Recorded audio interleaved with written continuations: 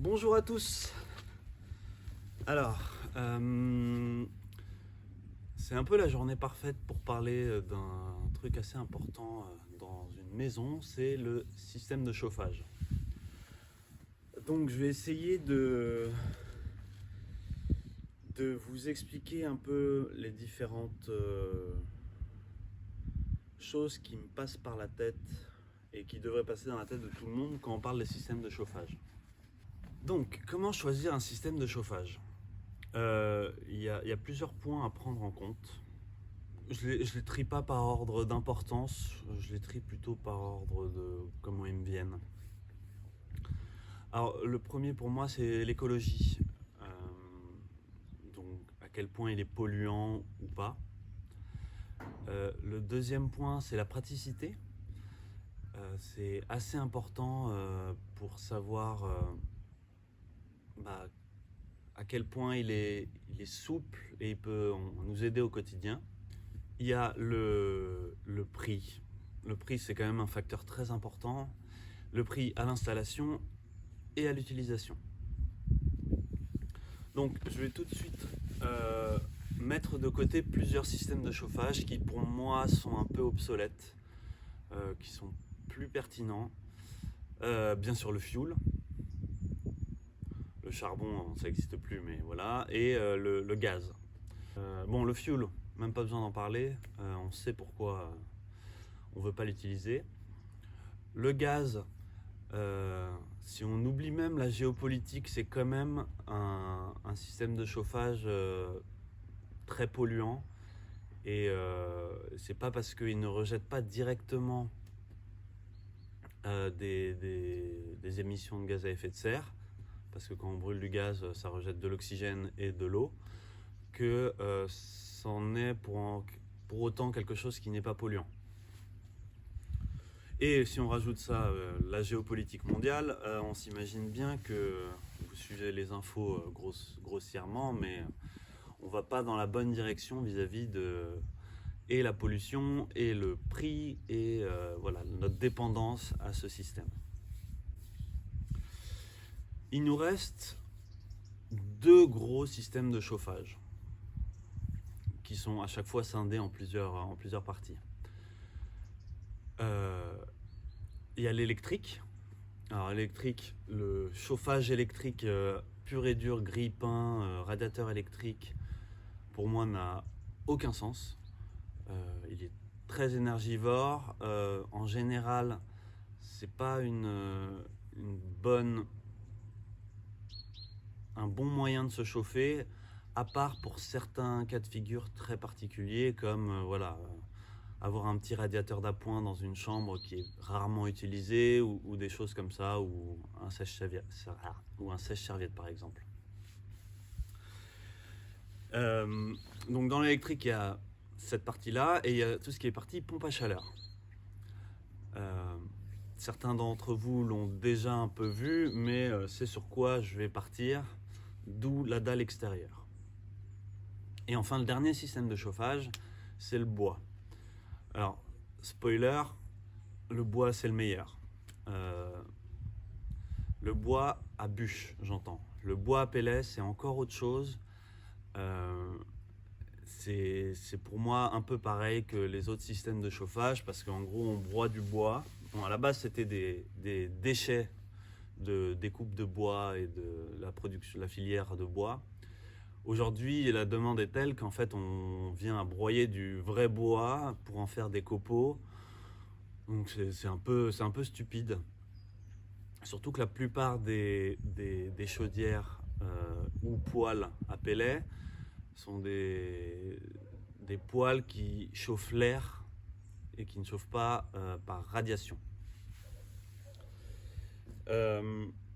Et donc pour moi c'est vraiment le chauffage bois à bûche qui est le plus intéressant. Je ne vais pas forcément m'étaler dans les systèmes de chauffage au bois, mais il y a bien sûr le poêle, la cheminée, qui n'est pas vraiment un système de chauffage. C'est très agréable, c'est super sympa de se poser au coin du feu, mais c'est à oublier comme système de chauffage, notamment parce que ça chauffe très très mal. Je crois que c'est à peu près 20% de la chaleur, bon, l'énergie dépensée qui est répercutée vraiment en chauffage. Donc c'est à oublier. Donc dans les poêles et dans les chaudières à bûches, il y a toujours plein de variations, et notamment dans les poêles, il y a les poêles de masse, les poêles classiques en fonte. Et ça, pour moi, ce sont les vrais meilleurs systèmes de chauffage. Je vais pas forcément, je vais pas m'étaler parce que j'ai pas envie que la vidéo dure 1 heure, mais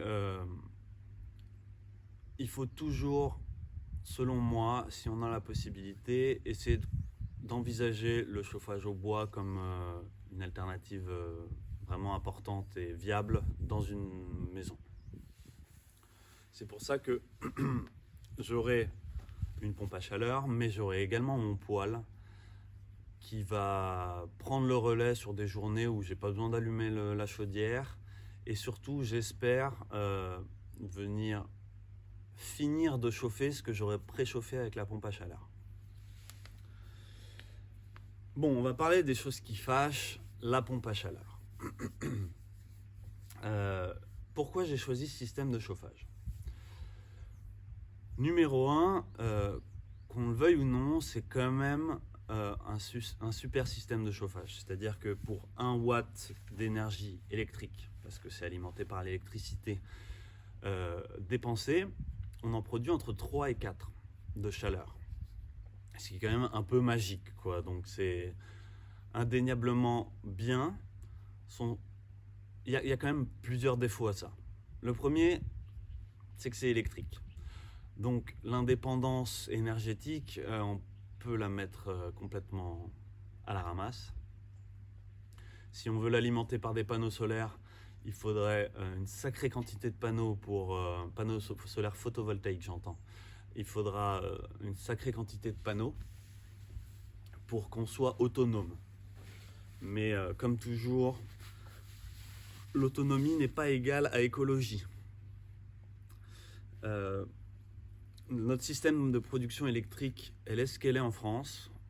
Je ne vais pas partir sur des avis et des sujets un peu sensibles qui sont comment est produite notre électricité.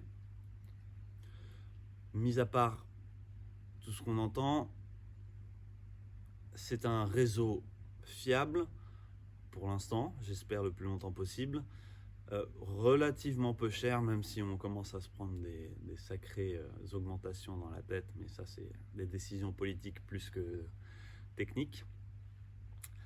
Et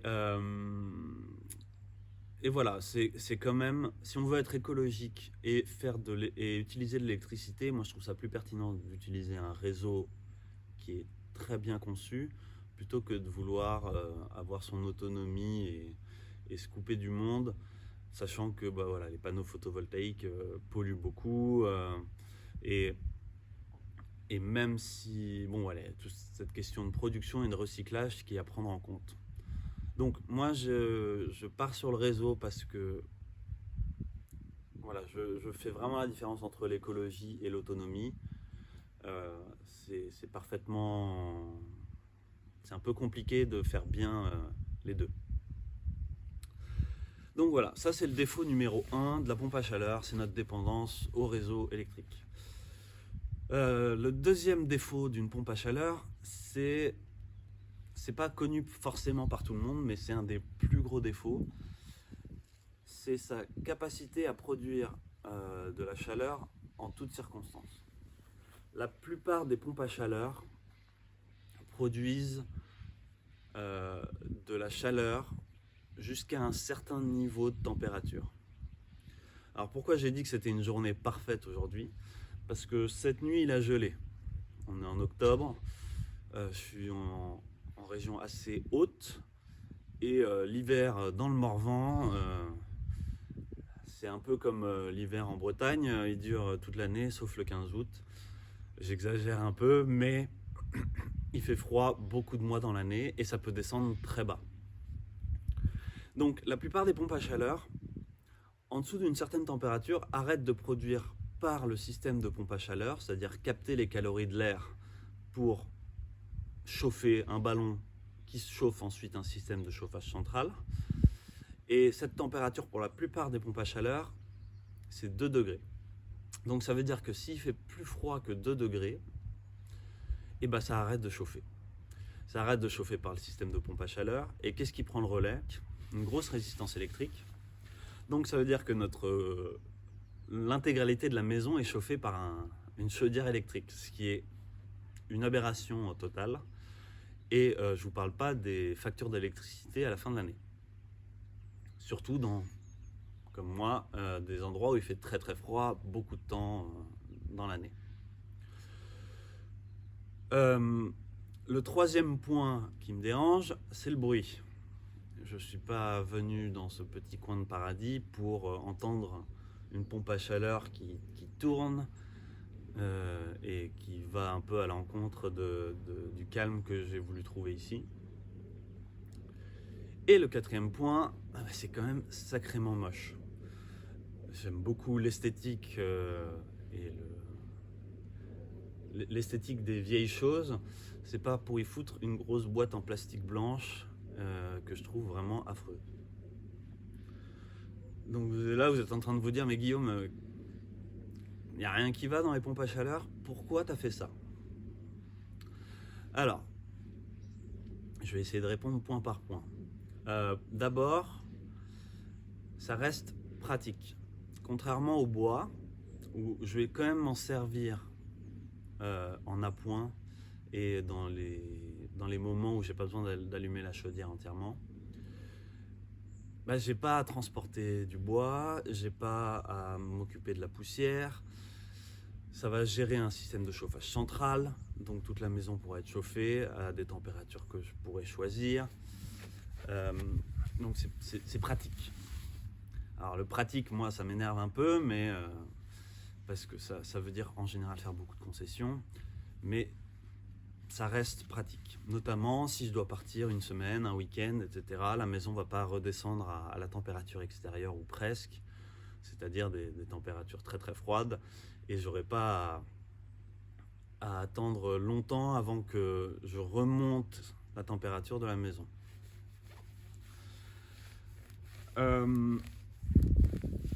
Alors du coup, pourquoi la pompe à chaleur alors qu'en dessous de 2 degrés, ça chauffe plus? Alors, la plupart des pompes à chaleur, c'est le cas. Notamment celles des remplacements de chaudières à 1 euro, des trucs comme ça, ou des marques qui ne sont pas forcément spécialisées dans les pompes à chaleur. C'est en général en dessous de 2 degrés que ça arrête de fonctionner. Je ne vais pas vous parler des marques parce que j'ai pas spécialement envie de faire la promotion de quoi que ce soit. Si jamais ça vous intéresse, posez-les-moi en commentaire ou envoyez-moi un mail, je vous y répondrai avec plaisir. Du coup, la pompe à chaleur que j'ai choisie, moi, elle est déjà installée par mon voisin, qui est installateur de pompe à chaleur, qui l'installe chez lui. Donc pour moi, ça veut dire beaucoup de choses. Ça me rassure déjà un petit peu. Et ensuite, après m'être renseigné auprès de cette marque et avoir entendu des retours, je me suis dit quand même, c'est plutôt pas mal. Cette pompe à chaleur là que je vais installer, déjà la marque ne fait que ça. Vraiment que ça depuis 40 ans, donc ils ont une certaine expertise qui est indéniable et il y a des retours d'expérience qui sont vraiment plutôt ouf. Du coup, cette pompe à chaleur, elle continue à produire avec les mêmes rendements, presque, mais pas loin, jusqu'à moins 20 degrés. Donc, super, parce que les températures négatives sont monnaie courante dans le Morvan. Donc, et moins 20, je crois que ça fait longtemps que les locaux l'ont pas vu. Mais quand même, on a eu des moins 10. Les moins 10, c'est tout à fait... Ça peut toujours fonctionner pour la pompe à chaleur que je vais installer. Donc ça déjà, c'est un bon point de tacler. C'est-à-dire que j'aurai quand même une facture d'électricité, j'espère, qui sera assez faible en production. Deuxième point, ça fait du bruit. Oui, ça fait du bruit. Pas la machine que je vais installer. Je suis allé la voir en fonctionnement et il l'a installé à un autre endroit, donc je voulais me faire un avis. Et c'est plutôt assez impressionnant, ça fait 0 bruit. Et du coup, la pollution sonore ne sera pas un problème avec cette machine. Troisième point, c'est moche. Elle est moche. On pourra dire ce qu'on veut, ça reste une boîte en plastique blanche avec une grille de ventilateur, donc c'est moche. C'est là où je vais essayer de contrebalancer en faisant ce que je peux faire de mieux, c'est-à-dire la camoufler. La dalle que j'ai faite ici, elle est 2 fois plus grande en largeur et un peu plus longue en profondeur qu'une dalle classique de pompe à chaleur. Pour la simple et bonne raison que en fait, je vais la cacher en montant des murs latéraux en pierre et en lui faisant une petite toiture avec les mêmes tuiles plates qui me restent de la maison. Et je verrai ensuite ce que je vais mettre devant pour cacher, mais en gros, on ne verra qu'un petit appentis qui, j'espère, ne fera pas tache sur le reste de la maison et de la façade. Donc c'est comme si elle n'était pas là. Enfin, c'est important de noter, indépendamment du système de chauffage qu'on choisit, comment être confortable dans une maison.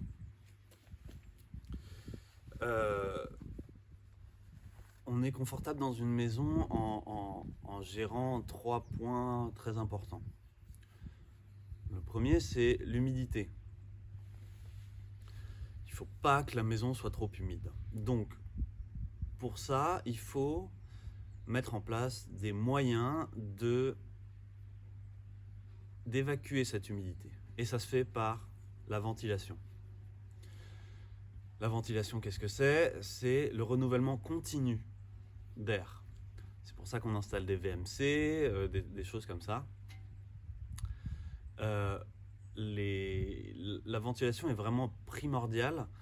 Sinon, on est presque sûr d'avoir un air malsain, humide, et du coup, un confort qui est très mauvais dans une maison.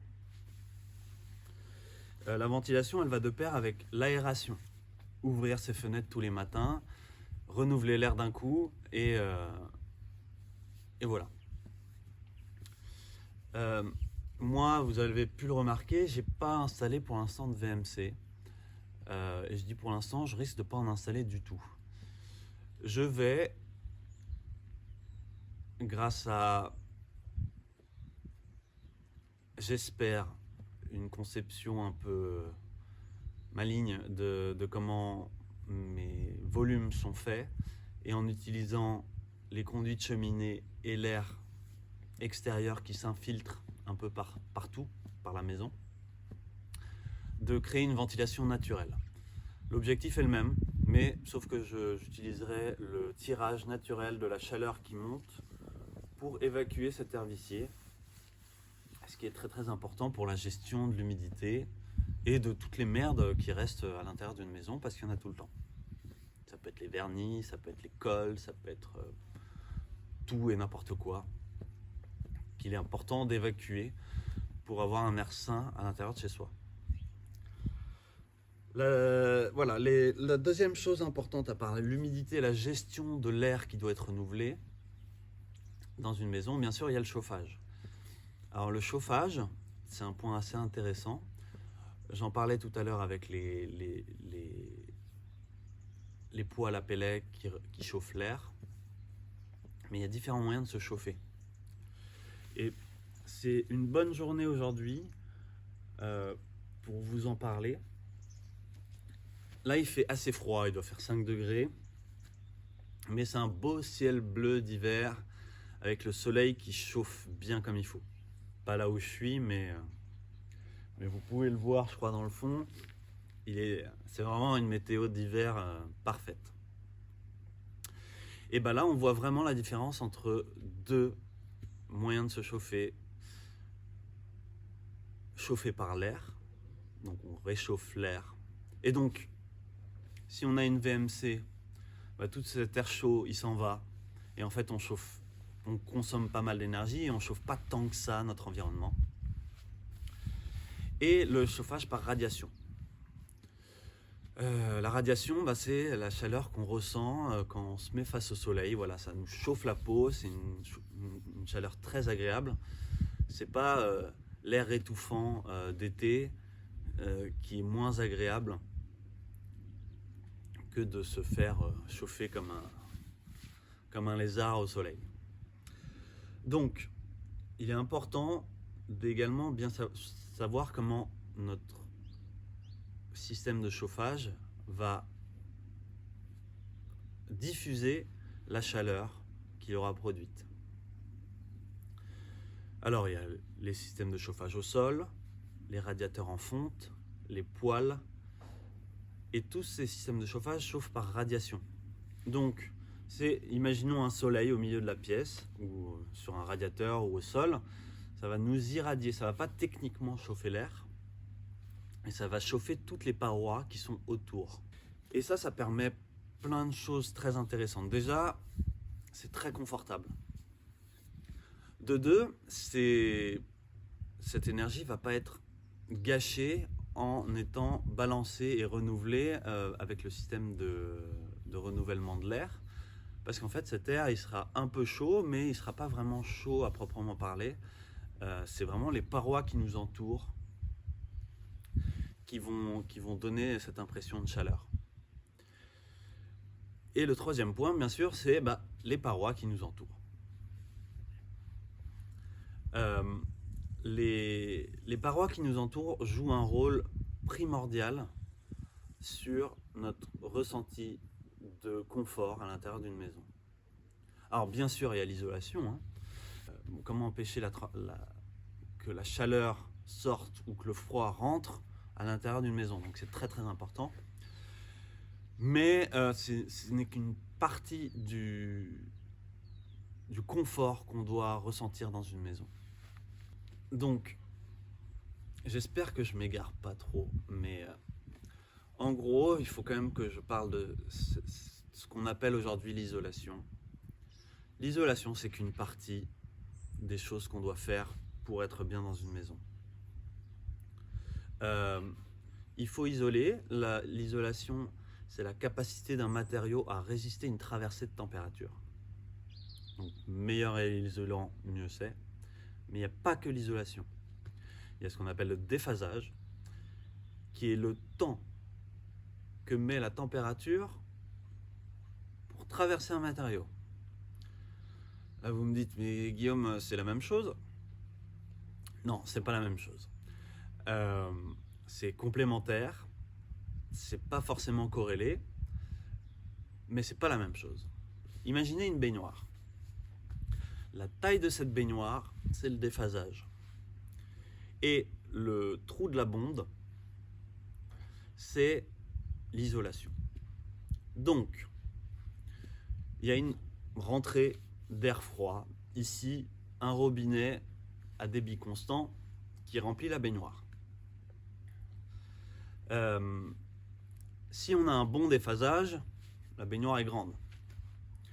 Si on a une mauvaise isolation, le trou de la bonde est gros. Et inversement, mauvais déphasage, petite baignoire, très bonne isolation, tout petit trou. Donc, le mieux, c'est d'avoir une grosse baignoire, un bon déphasage et une bonne isolation, un petit trou d'évacuation. Et c'est là où on est beaucoup biaisé parce qu'on ne parle que de l'isolation, mais si on a un mauvais déphasage, notre isolation, elle ne sert pas à grand chose. Voilà. Une fois que la température a commencé à traverser, ça va assez vite. Donc,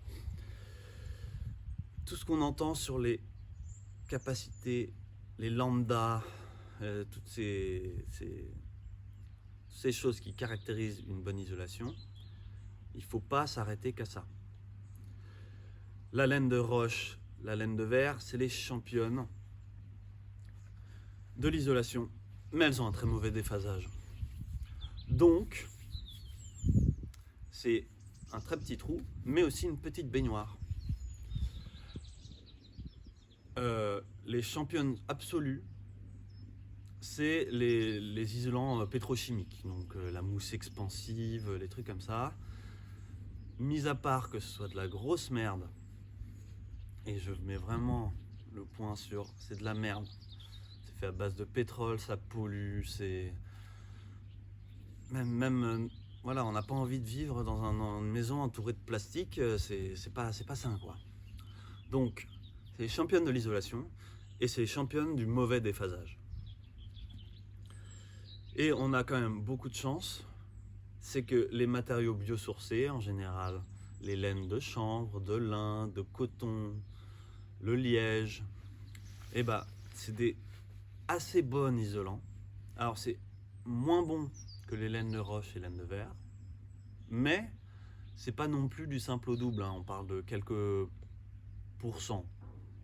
À vue de nez, quelque chose comme 10 ou 20% moins bonne isolante, mais par contre 2, 3, parfois 4 fois meilleure en déphasage. Donc l'hiver, c'est super intéressant. La température, par exemple dans ma toiture à moi, elle va mettre 8 à 10 heures à traverser le matériau, là où avec l'équivalent en épaisseur avec la laine de verre, ce serait 3 heures. Donc en fait on va moins chauffer parce que la température met plus de temps à traverser le matériau, c'est simple. Et ça se voit surtout l'été, où quand il fait très très chaud, et bah, la température met tellement de temps à traverser les couches d'isolant que le soleil, à la fin de la journée, aura arrêté de taper sur le toit, chose qui fait chauffer l'isolant. Et quand il arrêtera de taper sur le toit, le processus inverse arrivera et la température recommencera à sortir à nouveau. Donc en fait, sur une journée complète, la chaleur du soleil qui tape sur le toit n'aura jamais traversé le matériau, et donc on n'aura pas des combles et des étages où il fait 50 degrés, quoi. Surtout qu'une fois que la température a traversé, bah, c'est la même chose pour qu'elle sorte. Donc, vous y imaginez, c'est pour ça que les maisons isolées avec de la laine de verre, il fait tout le temps chaud à l'étage quand il fait des températures très élevées l'été. Ici, ce ne sera pas le cas, normalement, parce que mon déphasage est entre 8 et 10 heures, et le temps maximal d'exposition au soleil de ma toiture, bah, c'est 8 heures. Donc, la température, normalement en été, à part par les fenêtres et l'aération, ne rentrera jamais vraiment dans la maison, donc il devrait toujours faire bon à l'intérieur, à l'étage. Enfin, dernier point de l'isolation, pas de l'isolation, mais de la sensation de confort dans une maison, c'est l'effusivité. J'aime bien me le sortir, ce mot il me fait marrer, mais c'est la capacité d'un matériau à rayonner une température. Vous avez déjà tous dû remarquer qu'à l'intérieur de chez vous, les matériaux et les surfaces ont des températures différentes. Alors, elles n'ont pas des températures différentes. En général, à l'intérieur de chez soi, toutes les choses sont à la même température. Mais elles auront une sensation plus ou moins chaude ou froide en fonction du matériau. C'est ça l'effusivité. Donc, une plaque de métal, c'est froid. Du verre, c'est froid. De la pierre, c'est froid. Et en fait, on va du plus froid, verre, métal, jusqu'au plus chaud, le bois. Donc si on fait une maison tout en bois, on aura moins besoin de chauffer, parce qu'en fait ça rayonne chaud et c'est très agréable. Et en fait, la température ressentie à l'intérieur d'une maison, c'est la moyenne entre la température de l'air et la température des parois qui nous entourent, par l'effusivité. Donc, si moi je ne recouvre pas mes pierres, eh ben, j'aurai une sensation plus froid que si j'avais tout bardé en bois, par exemple. Et c'est pour ça d'ailleurs que dans les châteaux, il y avait des tapisseries. Hein. C'est pas que pour faire joli, c'est qu'en fait les murs sont tellement froids qu'on mettait un tissu devant qui a une effusivité bien meilleure que la pierre. Et donc en fait ça rayonne chaud et donc ça coupe la sensation de froid. C'est pour ça que dans le salon, j'ai gardé les murs en pierre uniquement sur les parties hautes, notamment parce que les sous-bassements que j'ai fait en chaud-chambre, eux, ont une effusivité très bonne. Ils chauffent à la température de l'air. Et donc, la température sera plus agréable. Parce qu'en général, dans un salon, on y est assis. C'est pour ça que j'ai fait qu'un sous-bassement, parce que c'est ma théorie, mais j'espère que ça va marcher. Donc, pour finir, la température ressentie à l'intérieur d'une maison, c'est la moyenne entre la température de l'air et la température des parois. Si je chauffe ma maison, allez, à 22, et que, c'est beaucoup trop, et que les pierres qui nous entourent par exemple chauffent maximum à 15 ou 16 degrés, et ben on fait la moyenne des deux, 16, 22, 38, 38, la température ressentie, ce sera 19 degrés, c'est pas ouf. Pour chauffer à 22, c'est quand même un peu du gâchis quoi. Là on va prendre un autre exemple, avec des parois qui ont la même effusivité et la même température ressentie que la température de l'air. Ben là, la moyenne est simple. J'ai même besoin de chauffer qu'à 20. Et du coup, ma sensation de confort sera plus élevée qu'en chauffant plus avec des parois qui sont froides autour de moi. C'est pour ça que c'est très important de choisir l'isolation par son déphasage, mais aussi ce qu'on met en parement sur nos murs. C'est ça qui va nous donner une vraie sensation de confort ou pas. Donc, tout est dit. Là,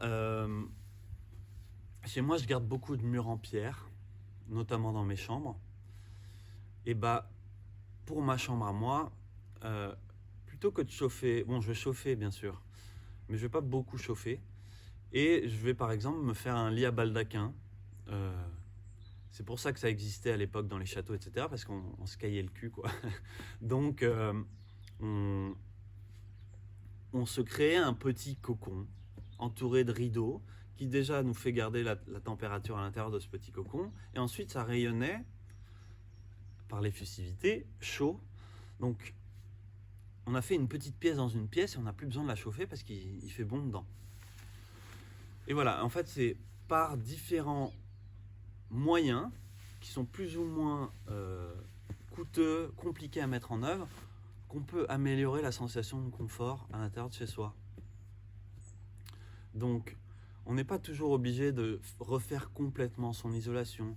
On peut refaire des petites choses qui vont nous permettre d'avoir une sensation de confort plus élevée. À commencer par mettre des parements qui sont chauds au toucher. Faites la différence. Allez chez vous, touchez les murs. Vous verrez que vous touchez les boiseries, elles seront chaudes. Vous toucherez votre placo, il sera plus froid. Vous toucherez les murs en pierre, ils seront très froids. Voilà. Si on réfléchit comme ça et qu'on marche par simple...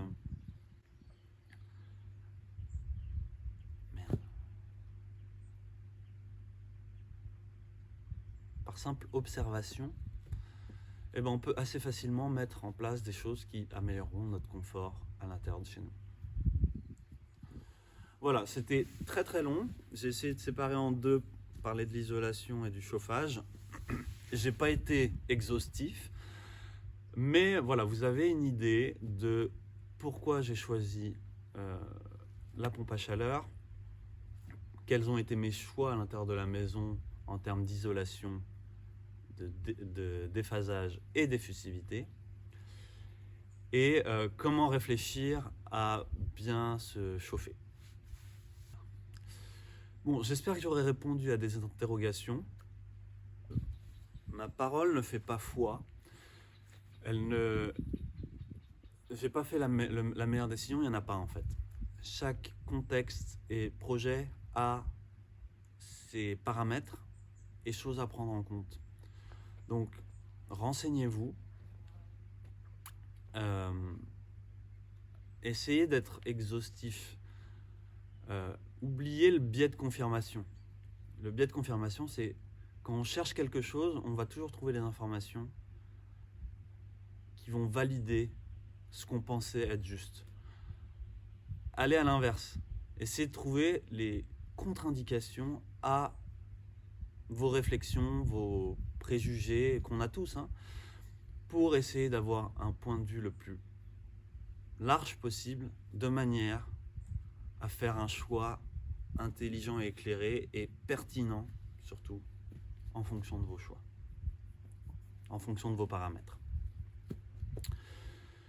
Voilà, merci pour ceux qui ont regardé jusqu'au bout. J'espère que j'ai été clair. J'ai pas pris de notes, j'en prends jamais. J'espère que ça aura fait sens. Je vais essayer de monter la vidéo de manière à ce que ça le soit. Mais il n'y aura peut-être pas trop de montage. Mais bon, bref. J'espère que vous aurez tout compris. J'espère que je ne vous aurai pas perdu. J'ai ma famille qui arrive. Et demain, on va pouvoir couler cette dalle et préparer le reste des chantiers. Donc, merci d'avoir regardé. À la prochaine. Et puis, portez-vous bien.